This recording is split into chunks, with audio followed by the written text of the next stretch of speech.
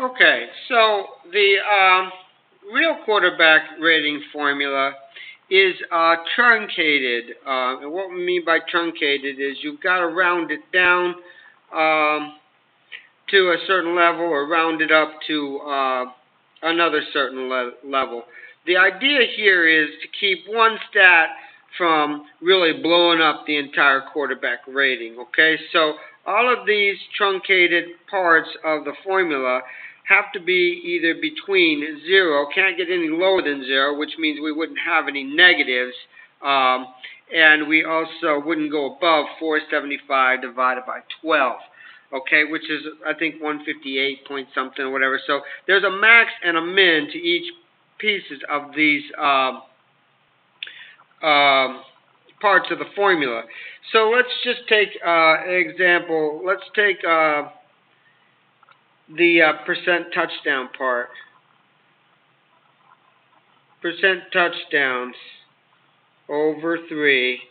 And let's say what value of that would make it equal to, well, let's start out with less or greater than or equal to 0. What we want to do is solve this as equal, like we do for regular inequalities. So we multiply both sides by 3 times 3, which is 10%. I'm sorry, 10 times percent touchdowns, which is really just our variable. We can substitute that for x if we wanted to. And 3 times 0 is 0. Also divide by 10, both sides. So our percent touchdowns would be 0. So the lowest amount of touchdowns we could get for percent touchdowns would be 0, which obviously in a game that would be no touchdowns. Okay, what about the max? 10 times percent touchdowns. Just treat that like a variable. I know it looks like a word and all, but it's really just a variable over 3, and that's the part of the formula right here. And we want that less than or equal to our maximum, which is 475 over 12. Again, we want to solve this as if it were equal to. So let me get another color so you can see the steps a little bit clearer here. Times 3 on both sides. So they cross out. What we're doing is solving for a variable.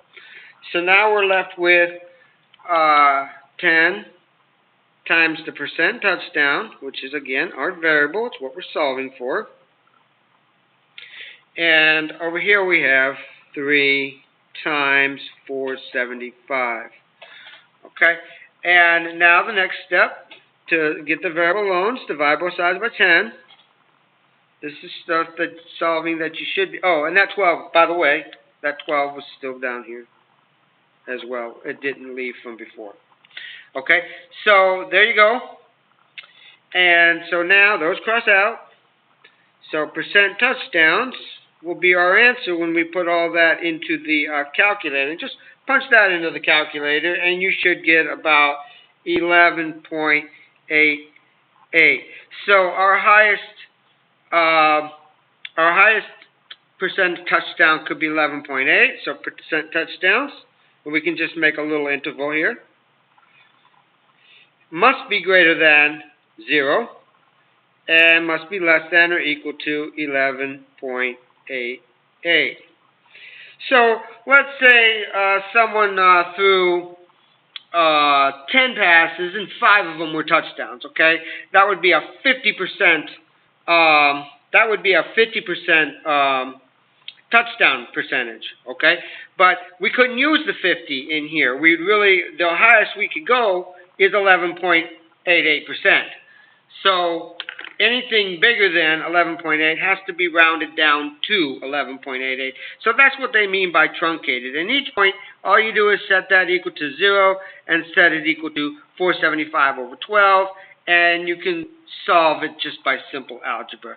So I hope that explains the truncated portions and the parts of the formula that, again, the reason for that is to keep one stat from blowing up the entire rating and not giving a clear picture of how a quarterback. So I'm pretty sure that's why they put those limits on those portions. So I hope that was helpful. If you have any questions, feel free to post them in the comments below. And once again, thanks for watching.